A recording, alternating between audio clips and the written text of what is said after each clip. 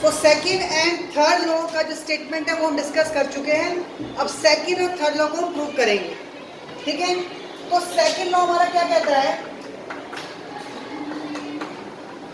कि areal velocity remain constant, that means d a by d t remain constant. यही कहता है हमारा। सपोज ये आपका इलेक्ट्रिकल पाथ है किसी प्लैनेट का, राइट। यहां पर प्लैनेट की पोजीशन है, suppose this angle equal to d theta.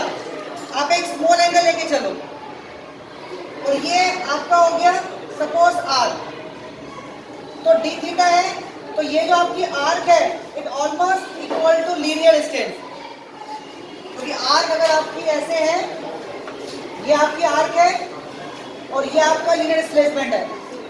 और अगर आपकी आर्क छोटी होगी उस केस में आर्क का डिस्टेंस इक्वल टू किसके आएगा, लीनियर डिस्प्लेसमेंट के।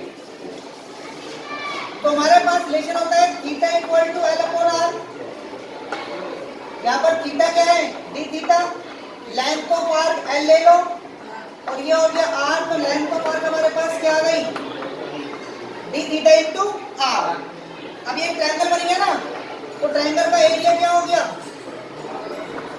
Area of triangle half into base R, और हाइट क्या है आपकी एल, हाइट क्या है एल। तो वैल्यू पुट कीजिए एल की वैल्यू क्या आ गई, आर इंटू डी थीटा, यानी हमारे पास एरिया क्या हो गया, half D theta R square.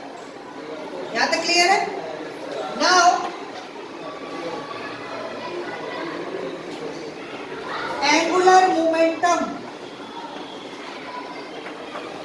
L equal to M V R, momentum into perpendicular displacement. तो एल की वैल्यू है एम वी आर, यहां पे हम वैल्यू पुट करते हैं वी की, omega equal to V upon R. Omega is angular velocity, तो वी की वैल्यू क्या आ गई, ओमेगा इंटू आर, यानी एल हमारे पास हो गया L omega are square. Clear है। अब आ जाइए इक्वेशन फर्स्ट पर, यहां से आप ओमेगा आर स्क्वायर की वैल्यू निकालो, तो वैल्यू क्या आती है एल अपॉन एम। अब इक्वेशन फर्स्ट पे आओ, from equation first A equal to half D theta R square, ठीक है। यहां पर हम करते हैं इसको डिफरेंशिएट, तो D A by D T is equal to half, तो ये हो गया D theta by D T. या तो आप इसका तो डिफरेंशिएट, या आप ले लो ये आपका एरिया है तो स्मॉल एरिया ले लो पहले से, ये टेकिंग स्मॉल एरिया, क्योंकि ये क्या आपका स्मॉल एरिया है, इसके लिए डेल्टा ए ले लिया मैंने, ठीक है। तो दोनों तरफ आप क्या करोगे, dt से डिवाइड करोगे, ये आपका स्मॉल एरिया आ गया, दोनों तरफ dt से डिवाइड किया,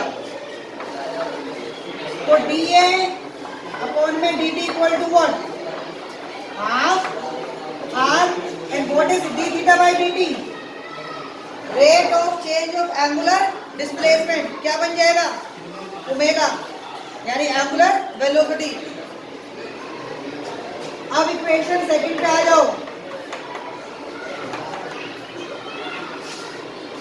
ओमेगा आर स्क्वायर की वैल्यू क्या है, L upon 2m, L upon m। तो हमारे पास d A by D t हो जाता है L upon 2m, half constant है, m कॉन्स्टेंट है, and l always remain constant. किसी भी सिस्टम का जो टोटल एंगुलर मोमेंटम है दैट रिमेन कांस्टेंट।